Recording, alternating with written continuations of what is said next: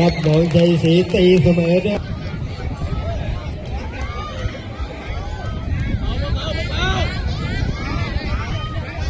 ประชาชนจบแล้วครับมาดูคนที่สองของน้องแกใหม่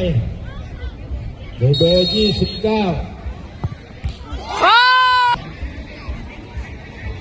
บอร์3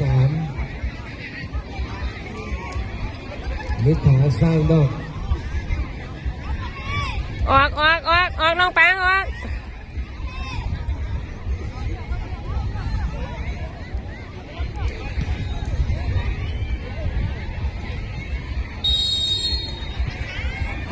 ยิงลูกนี้